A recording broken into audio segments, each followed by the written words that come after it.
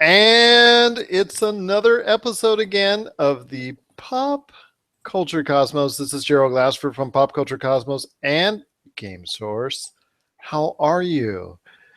And I just want to say hello to everyone out there. It's another great week here in the Pop Culture Cosmos. We want to thank again the Podcast Radio Network, where you can catch us every Monday night, 10 p.m. Eastern, 7 p.m. Pacific, right here again on the Podcast Radio Network. We hope you're listening to us out there on there, or even more of our great affiliates. Let's try the Tangent Bound Network. They do a great job over there at the Tangent Bound Network. Want to say a big hello to them as well if you're listening to us there. Also as well, Mike and the ESO Network out there, esopodcast.com, the great network. You want to check out their lineup of shows as well. We are now part of the ESO Network team, and we're very, very thrilled at being part of it as well. I am here today again with my good friend who still puts up with me. He is the author of Vendetta Dark, one of the best holiday gifts you can get a loved one this season. It's Josh Peterson. It's a good stocking stuffer. It's Josh Peterson. How are you, sir? Good. Thanks for having me. It is a good stocking stuffer indeed. I can see it okay, is it the paperback version? It just goes, did you make sure with your publisher that it was diametrically just would fit in there? I did. I asked them, I'm like, will this book fit into a Christmas stocking? And they're like, yeah, it does. And mailboxes. So you can order it off the internet, and it's a perfect fit for both. That's awesome. And they can order it at Amazon.com. Look for it. It's a great story. Vendetta Dark. And while you're there, you can can you pre-order yet for the new upcoming novel? Congratulations, you saw it? Not until the middle of December. I'm working on it. Well, fair enough. So before Christmas time, you can get that loved one that pre-order on. Congratulations, you suck. And of course, you can buy now for that loved one, Vendetta Dark. It's another great episode indeed. You can also catch us as well on the Pop Culture Cosmos on Stitcher, on iTunes, on podcast.com, and on Google Play, and even as well our home site, popculturecosmos.wordpress.com. If for any reason you forget it all, everything where we're at, you can always go to popculturecosmos.wordpress.com. We've got a great guide to all of our shows, a link that's right there, and you just click on the icon for whatever preference you have as far as you're listening to one of our shows, or even watching in the case of the Triple W, or even us per se, and you just go ahead and click right on it, and you're right there. It's another beautiful day in the neighborhood, as Mr. Rogers would say, and it is indeed. It's that holiday time of year. All the great movies are starting to roll on out. You and I have talked at length about Doctor Strange, and oh my goodness, I finally got to see it. I am impressed with it indeed. It's a very, very solid origin flick. I know I stand with you as far as the thoughts and favorable opinions on the movie itself, and definitely it looks like it's going to be a big hit for Marvel, already over $500 million worldwide. Last thoughts on Doctor Strange before we head on to another movie I want to talk about that's coming out this week? Doctor Strange was a visual feast. That's really the only way I can think to describe it to people. It was fantastic, and all I can do is think about what a headache that was to kind of imagine those scenes. They're like, okay, we're gonna have this world flip into this one. This building's gonna do a 360. We're gonna have this guy fly that way. I admire it. Definitely, indeed, it was a great technological feast, indeed, for the eyes, and as far as the actual work that went into it, it's just truly awesome to actually sit down in the theater and finally get to see it.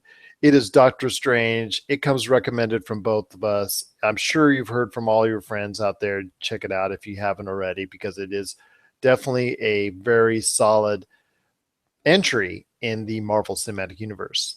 But its reign in number one should be undermined this week with the release of Fantastic Beasts and where to find them. In parentheses, a Harry Potter story. So what I wanted to ask Josh again about, we asked him a little while back when he got some news as far as maybe some of the hints and what's going on in that universe, which is a precursor to the Harry Potter saga, indeed. Josh, your thoughts on Fantastic Beasts? You've seen even a little bit more footage. You've gotten a little bit more info on it. What are your thoughts as this stage of the Harry Potter universe gets to be shown on screen very shortly? I don't know what to expect from it. That's what's exciting to me, is the fact that all I know about is what I saw in the trailers and what little they've talked about in interviews with the director and the J.K. Rowling. And I don't know if you heard, they just announced that Johnny Depp is going to be playing Grindelwald. So it's got a lot of star power behind it now. You have Johnny Depp. You have Ron Perlman's showing. He has his own little cameo in there. So there's I'm expecting big things, but I don't know enough about it yet to kind of say, oh, this is going to be a fantastic movie. It's going to be a fantastic beast and where to find them. And the director has committed to five films in this universe. Is that correct? Yep. Just today, he said he feels obligated to direct all 5 films. And he did a fantastic job with the last 2 Harry Potter movies. Indeed. And that's quite an undertaking. I guess he could probably get some, help from Peter Jackson on how to take care of an entire series like that. But it is definitely something to look forward to when you're thinking as far as the Fantastic Beasts within the Harry Potter universe. What are some of the things maybe that going in, you said you weren't sure exactly what to expect. What are some of the things that you're hoping for that this movie, at least this initial offering, will maybe show for you? I'm hoping for more background on the universe, because like in the books and the movies, they allude to a lot of stuff that happened like a long time ago, and I'm hoping that we'll kind of get a glimpse into what made the story behind the Newt Scamander and the textbook he wrote, and what that whole the Grindelwald, like what was what made him go bad, where did he I want to know more of his origins, which is something they promised to deliver. But they also, I don't know if you can go on Pottermore and you can actually look at the history of magic in the United States, and they're supposed to be talking more about like the Wizarding School for Americans and that whole world where is basically put into law that American wizards are supposed to stay absolutely secret, and it's a very punishable offense to reveal yourself to a Muggle. So. And already in the trailers, we saw that Newt Scamander reveals himself to somebody who's not magical. So what I really want to see is more background, to create a full. I think after watching these movies, we'll have a better understanding of this universe that Harry Potter exists in. Does he give the exact year and time frame this takes place? I'm assuming it's from what I've seen the trailers and whatnot. I'd say the 20s, or am I mistaken on that? It's supposed to be the 1920s, yeah. Okay, fair enough. I just wanted to clarify that because it appeared to be, but I wanted to get a clarification on that. And obviously you see from the great special effects that are already being shown in the trailers that they're going all out within this universe. I know Warner Brothers is staking a very, very high amount on this. I want to relate Fantastic Beasts a little bit to the Hobbit series of Lord of the Rings. That it's some good and the bad. I guess the good you can say is that they almost garnered combined almost $3 billion in total box office income. That's obviously a good for the 3 movies in the Hobbit series. But I think the Lord of the Rings series, as far as in the movies, needs to be put to rest for a while if they ever decide to go back to it in some form or fashion. Because the fact I think people, by the time Battle of Five Armies came out, I think people were a little bit on the burnt out side when it comes to the Lord of the Ring universe. Could you see that sort of thing happening with so many movies still in the queue for Fantastic Beasts? It's weird that you say that about The Hobbit because I didn't actually start enjoying those movies until the last one. When the story came together, I was finally able to get on board with it. I was like, okay, well, this is cool. But yeah, with all major franchises, you really got to find that fine line between, using a property as a cash cow and actually being able to tell a good story at the same time. And I think with Fantastic Beasts and Where to Find Them, yeah, it's super surprising that they're expanding it into 5 movies. But at the same time, with J.K. Rowling actually writing the scripts, we're not getting some like B grade writer, somebody that the studios just dug up. It's actually J.K. Rowling, so it's basically she's taking a story and she's expanding her own world. So we're not like getting someone else's interpretation of it. So because I imagine if J.R. Tolkien wrote, the screenplays to Lord of the Rings, that we would probably be getting this absolutely incredible set of movies. Not that Peter Jackson didn't do a great job, but just different interpretations. And obviously, it's going to be better when it comes from the mind of the person who created it. Because I personally, as you know, I really love the first 3 Lord of the Ring movies. For someone who has seen the Hobbit movies, for me, in a lot of ways, they're almost one-offs because in the Hobbit movies just seem to, I don't know, I guess maybe just did not hold their same interest with me, and they didn't seem to hold their welcome with me for quite a long spell. I mean, when you go back and try to replay it now, I will sit down and watch any Lord of the Rings movie as far as in the first 3. But when it comes to the Hobbits, I may be not as right. I may be a little bit hesitant to do so because they just don't capture that same attention to me like they have, I guess, with the last one, Battle of Five Armies has with you. I'm just worried that over the course of 5, maybe even like the Hunger Games, how many people were there by the end of the last Hunger Games movie? That's what I'm worried about for the Fantastic Beasts series, is that by the end of the 5th movie that It'll be like Divergent. Yes, You get a television show to finish it. Well, those were just not very. I want to say I don't want to say they were the best. Well, right out of the gate, they were not the greatest adaptations in the world. They were not critically received very well. They still had a stringent audience that followed it. That enjoyed the books, that were going to see it. And as far as the first one is concerned, the second one came out, and a good share of those were still there to see the movie. The third one, I think they got a little tired, and the fatigue started to set in as far as the actual storyline is concerned and the whole concept of it. And I think even the hardcore audience started to be whittled away at. Do you see that type of thing happening for the Fantastic Beasts series over the course of 5 movies?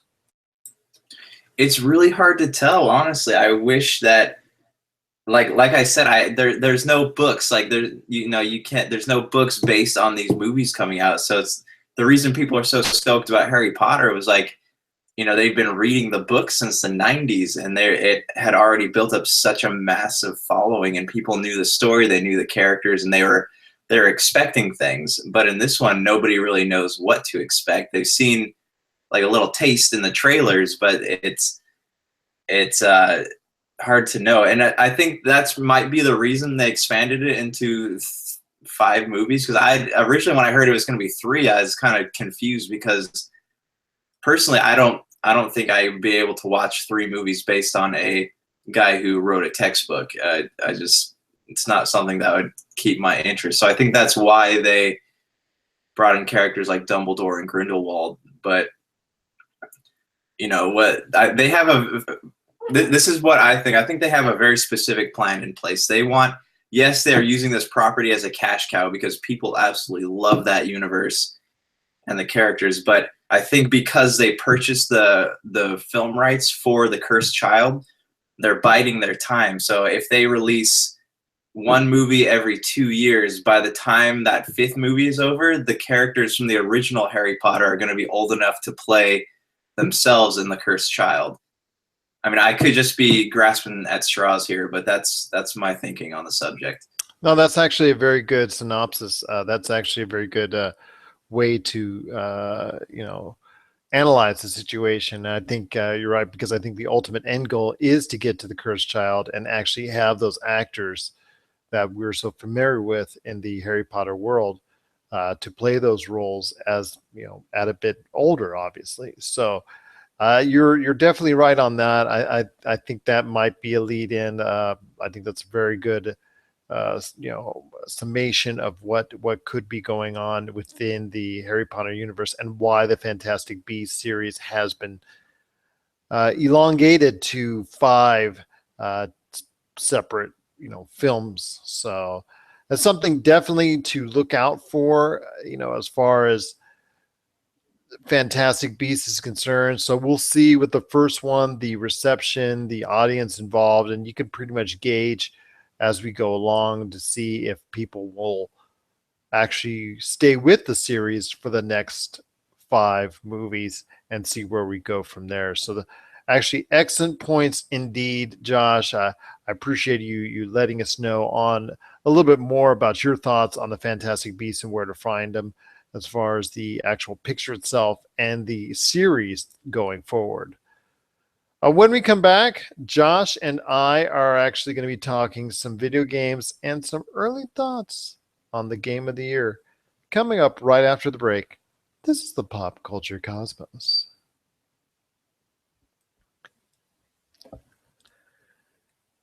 And we're back again on the Pop Culture Cosmos. This is Gerald Glassford, along with my good friend Josh Peterson, the author of Vendetta Dark.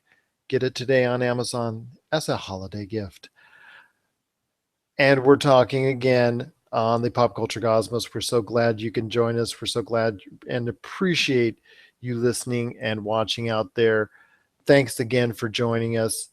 If you have not been able to check out the other entities that make up the Pop Culture Cosmos as of yet, we highly, highly recommend you doing so, starting with our good friends at Retro City Games. Nicole and Doug do a tremendous job answering questions all day long as far as the leaders in Southern Nevada as far as video games are concerned. Want to check them out. Retro City Games on Facebook. They're a community virtually 5,000 strong, and they're definitely do what they can to support the community there. Just really appreciate everything they do. Retro City Games on Facebook. RobMcCallumFilms.com. You want to go to where our good friend director Rob McCallum has a lot of things on the plate that he's doing, and also that he has done, and you can check out what he's doing on RobMcCallumFilms.com. Everything from his hit documentary last year, Nintendo Quest, to the Nintendo Quest Power Tour, which you both are available, which you can now download or purchase today, and that RobMcCallumFilms.com tells you about that. But also as well, all the great projects he has currently underway, which includes Box Art, this docuseries, also as well the Kitty documentary, also as well Missing Mom, which today he just won, and congratulations, big shout out to him. He just won another award from the Forest City Film Festival, best documentary there. So congratulations on garnering another award for Missing Mom. And also another big congratulations to him this week. I believe he is a supporting producer, was just named a supporting producer for the upcoming Morgan Spurlock documentary on Barbie. So big shout out to him. All of his projects you can get more information on today, including, a couple of his great podcasts that we've actually sampled here on the show, The Trenches and Gamercast with J. Rob and Glenn. That's all available at RobMcCallumFilms.com. Mario Party Wars, they're a great organization in regards to everything Mario Party and board gaming. Want to check them out, Mario Party Wars on Facebook. They always need your love there too. The Triple W, Wine, Women, and Words. And, Josh, I'm going to tell you right now, there's a reason why the girls couldn't be on the podcast today. It's because they were playing Harry Potter down today at Universal City. So that makes sense. Yes, they were at Universal Studios, so shout out to them. They were probably conjuring up some stuff indeed over at Universal Studios. So do you think their Patronus charms would be glasses of wine? Pretty much indeed. But that's Wine, Women, and Words, the leading podcast in the literary world. dealing with all sorts of literary subjects, including an upcoming interview that's been talked about with one Josh Peterson. So look forward to that as well. It's Wine, Women, and Words, which is available on YouTube, their own YouTube channel. It's Wine, Women, and Words, or also as well, podcasts.com. And I think that's, oh yeah, well, at least I not forget the place that started it all, Game Source. Game Source on Facebook and at Game Source on Twitter. For all the latest video game information, check out Game Source on Facebook and at Game Source on Twitter. And of course, us, popculturecosmos.wordpress.com, Pop Culture Cosmos on Facebook, and at Pop Culture Cosmo on Twitter for all your pop culture information. Speaking of pop culture, there's video games still coming out even as of this week. There's still Dishonored 2, Watch Dogs 2, The Last Guardian is still coming on the way. Pokemon Sun and Moon, some of the big titles coming out. But we want to talk about early Game of the Year contenders, because now it is not too early to get everything together as far as your choices out there as well on early Game of the Year contenders. So I know you've been studying it really, really carefully so far and getting some good ideas. What are some of your early thoughts on Game of the Year contenders in the video game genre? Let me ask you this. Can a remaster win Game of the Year? That question has been just plaguing my mind all day. Well, it's not an original game, so it's kind of unfair. But I mean, can you imagine if Skyrim which has already been nominated for 200 awards, was nominated again for Game of the Year? That'd be quite the feat. But anyways, my prediction would be, I don't know. I haven't played, like, there's so many games that have been nominated that I haven't played. Like right now, like I would say that my personal pick, what I hope would win Game of the Year would be Gears of War 4, because I absolutely loved it. But I'm seeing like Uncharted 4, I haven't played it, but I've heard great things. Overwatch, I'm sure, is a heavy contender. According to the list on Metacritic, it is at number 7. And it's surprising to see Dishonored 2, especially since it literally just came out, that it's already in such a high spot. Yeah, I mean, and Rocket League, I played it. I'm not very good at it, but people love it and people talk about it all the time. And yes, I see you're holding your Uncharted 4 there. That's I want to play it, but I've heard great things. I need to buy a PlayStation 4. Like maybe Black Friday will be the day that I finally take that plunge into the realms of Sony. Well, I'm working hard on as far as for popculturecosmos.wordpress.com, working hard on showing people out there and giving them a better idea of what's going to be at some of the major hotspots for Black Friday. I've already posted a few. I already posted a couple. Target and also as well Walmart, the big two when it comes to Black Friday. I'm going to be posting in the coming days. Office Depot, Dell. I'm going to be posting also as well Best Buy and others. I don't want to go into Black Friday stuff yet because I know that's upcoming on another episode, which I'm going to have you do some studying for as well. As far as for the best deals, you and I are going to do a powwow on the best deals out there for Black Friday. But I do know that PlayStation 4s will be discounted additionally off their current price. I know that. So if you want to check that out, Walmart and Target ad are right there on the site, popculturecosmos.wordpress.com for Black Friday. So definitely some things, that could interest you as far as a PlayStation 4 is concerned. And some of them are packing and stuff. And so you got to, as consumers out there, when we go over this in an upcoming episode, we're going to talk about more about, yes, everybody has the Xbox One S or the PlayStation 4, entry-level model at this price, such and such price, but which one may come with something else that might be of interest with you on that. So we're going to tell you about the best deals on that. But yes, it is coming on the way indeed. As far as some of the best games that are out there right now that I'm getting a list of, yes, Uncharted 4 is just the bomb. It's been a definitely a great way to, if it's the close of the series, which I hope not, it's a great way to close out the series. It's just a great game overall, and I couldn't recommend it any higher. But I'm not gonna say if it's my game of the year yet, because Inside is also an incredible game. If you get a chance to download that, that's an incredible experience as well. Also, Overwatch, really, really strong game as well. And yes, Rocket League, which I played really a lot of during the earlier part of this year. Definitely want to give them a shout out as well, because it is a strong, strong contender as well for Game of the Year. Any other choices? I know Battlefield 1 has gotten some strong ratings. I know things like Dishonored 2, like you were talking about. Let's see where that falls and continues to garner strong ratings because it just came out. So definitely, indeed, looking forward to that.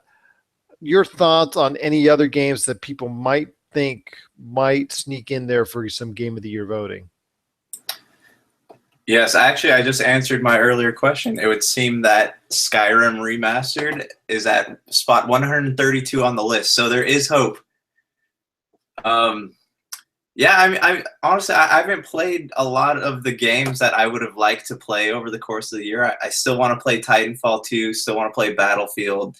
I'm going to stay completely away from Call of Duty, but there's I just Forza Horizon 3 was fun, and that's on the list. So I think that could climb up there, but I think Uncharted is going to take the Game of the Year here because it looks awesome and the reviews are great.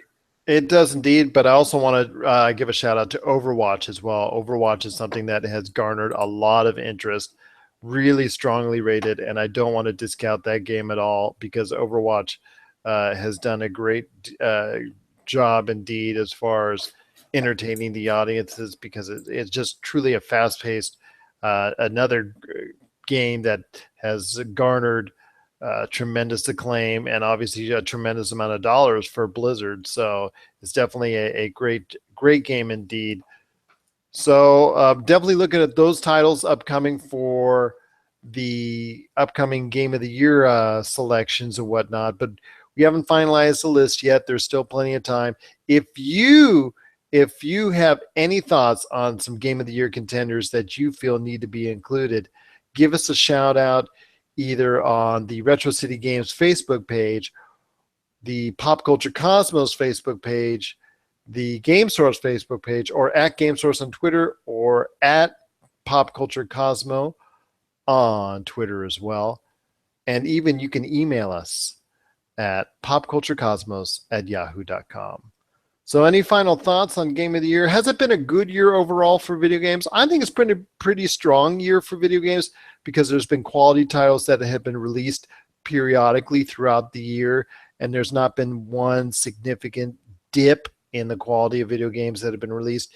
Even games like the latest Deus Ex was a game that really was a strong game as well when being played. So what are your thoughts as far as 2016 overall in the year of gaming? I'm torn on it because yes, there were a lot of good games that came out, but how many of those good games and how much game sales were due to remasters? You have BioShock, Elder Scrolls, you have the Uncharted collection re-released. I mean, it's been a year of remasters, so that they're fun to play. Who doesn't want to play their favorite games over again and break their controllers again? But it's I don't know. I mean, I haven't played as many games as I'd like. I picked up a couple remasters. I guess I just need to pay. Like, hopefully next year I'm gonna get more into my gamer spirit here. And there's also a lot of games going on discount on Black Friday, so make sure to look out that for as well. We'll be noting some highlights here in an upcoming episode when we discuss it very soon as far as all the great Black Friday deals. So be on the lookout for that when that comes up when we deal with Black Friday. But that is a big albatross indeed. But while we're on the subject of buying gifts, when we come back, we're going to be talking a little bit about some of the holiday gifts that you can get, which we'll probably go back into it again sometime in December. But some of the holiday gifts that you can get, that you can look forward to, that's for your favorite pop culture fan. And we'll talk a little bit more about that right after the break. This is the Pop Culture Cosmos.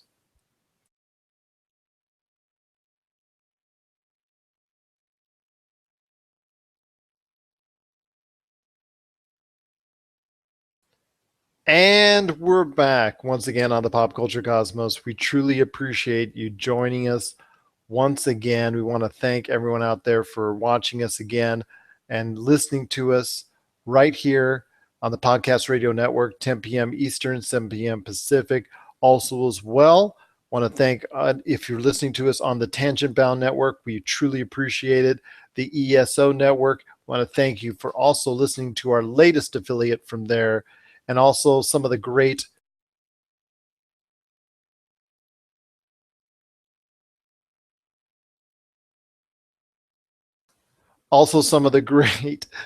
ways to listen to us as well, including Stitcher, iTunes, podcast.com, Google Play, and of course, our last couple of episodes are always up at popculturecosmos.wordpress.com.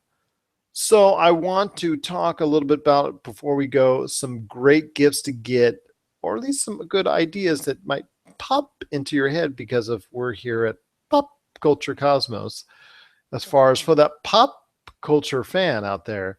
So I want to start off with you, Josh Peterson, the author of Vendetta Dark, which you can get today on Amazon.com. Josh, what are some of your early thoughts as far as gift giving for that pop culture fan in your life?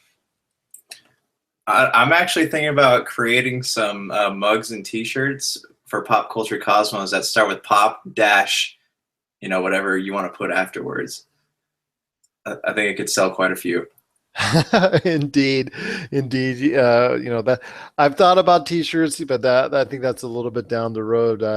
I know I definitely was thinking about something maybe that there's interest out there. If there's interest, hey, let us know at Pop Culture Cosmos on Facebook, popculturecosmos@yahoo.com. You can send us an email if you're interested. We can cook something up and try and get it out at a very reasonable price for you. So definitely something to look forward to. Indeed, I made up some Game Store shirts a long time ago. So who knows? But if the mood fits and the interest is there, definitely, I think we can just work something out. But what are some of the ideas as far as the great gift giving thoughts out there for that pulp culture fan in your life? What are some of the ideas that you might have?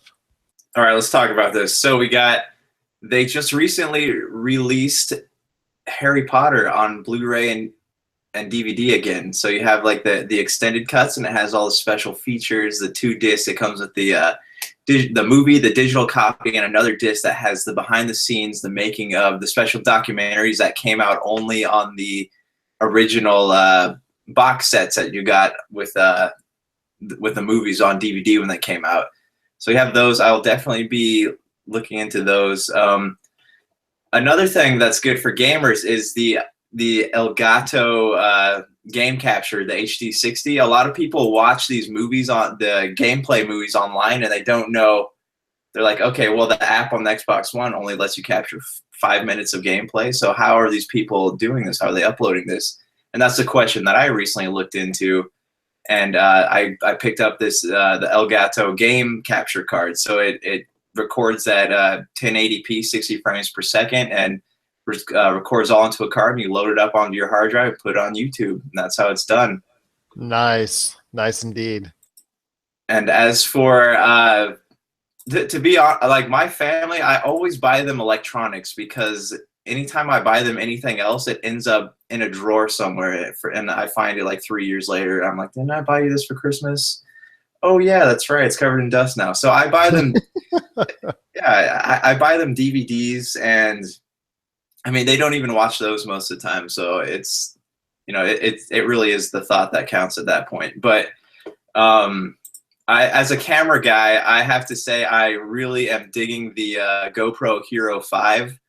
It's their newest. GoPro has come out with some really great things, but this is their newest camera. It's $399. It's got a built-in touchscreen. It's durable. You can, if you're one of those people who likes to attach cameras as selfie sticks and take them on roller coasters that you're not supposed to do, it's the perfect gift.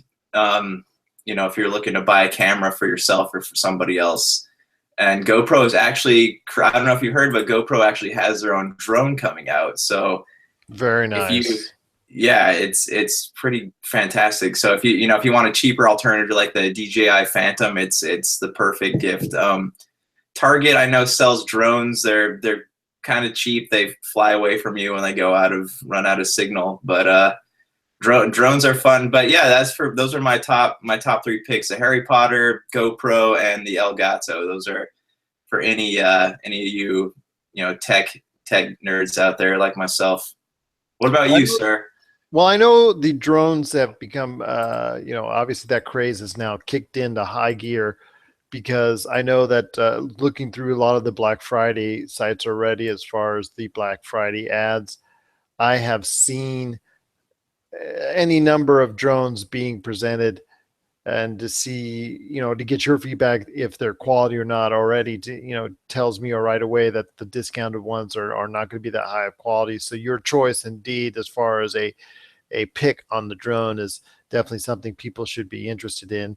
I want to start off with something a little bit different, as far as maybe going in a little bit different direction, but you've seen it all out there as far as commercials are concerned. But the Amazon Echo, I think the Amazon Echo, as far as something for around the house that pretty much anybody out there would kind of like to have, is available. It's going to be a big seller. And with Amazon, right around Black Friday that they're going to probably discount it galore. So I definitely want everybody to be aware of the Amazon Echo and what it can do.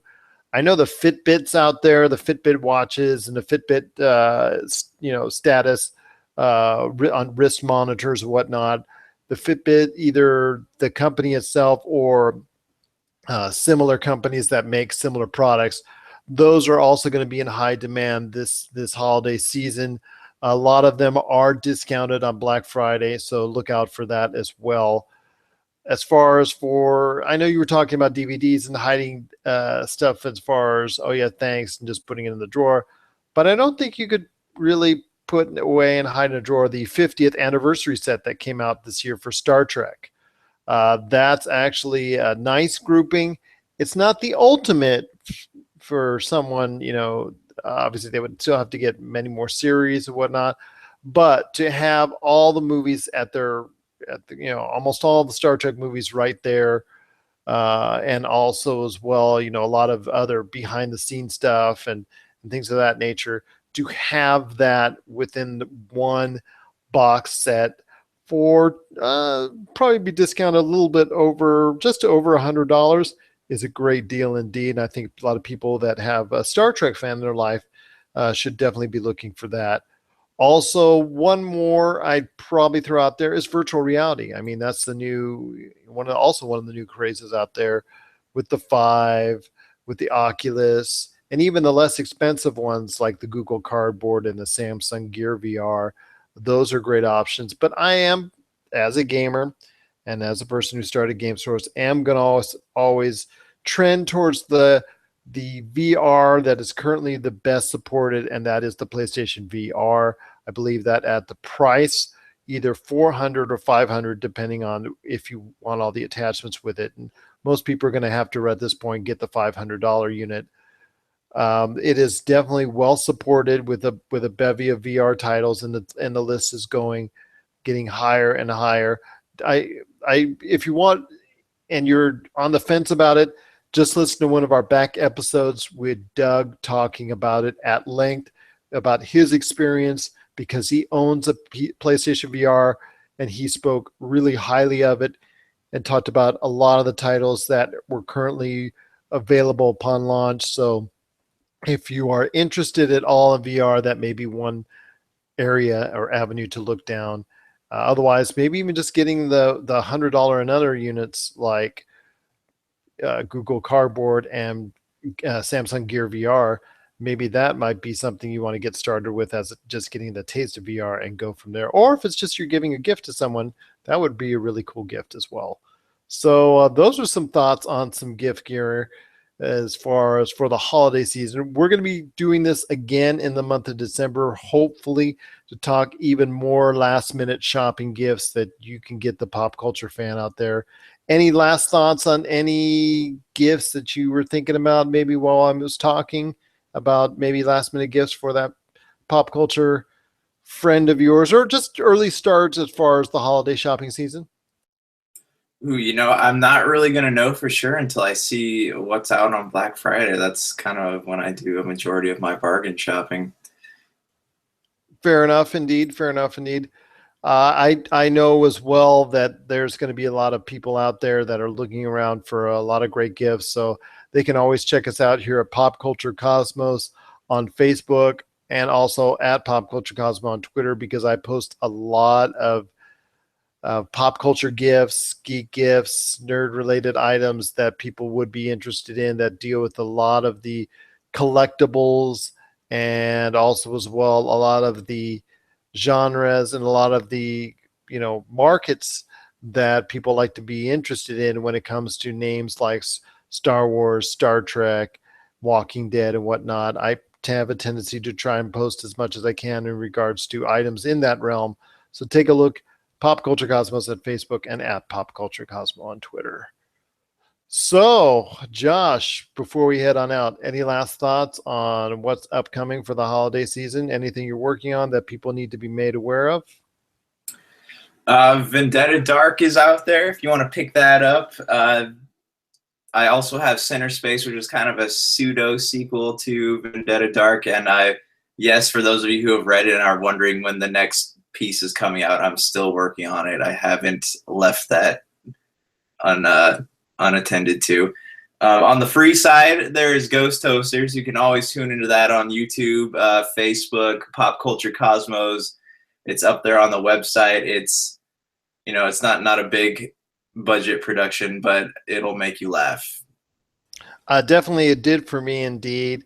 So look out for that. Ghost Toasters on popculturecosmos.wordpress.com. You can see the entire saga. We have an article up, popculturecosmos.wordpress.com, that displays the entire saga of four great videos indeed from the Ghost Toaster saga. So take a look for that. And also as well, remember, Vendetta Dark is available on Amazon, and also Center Space, which is the pseudo sequel to Vendetta Dark. Take a look for that before you pre-order. Congratulations, you suck. So any last thoughts? Is that correct? Yes, coming soon, okay? Stay tuned. I'm not one of those people that talks about writing a book and never releases it. You will be able to read it soon, I promise. Fair enough indeed. So for Josh Peterson, the author of Vendetta Dark, and also as well the man, the myth, the legend regarding Ghost Toasters, right now available on YouTube. This is Gerald Glassford, also from Pop Culture Cosmos. We want to thank you for listening. We want to thank you for watching. It's another beautiful day in paradise. And here's hoping you have yourself a great day.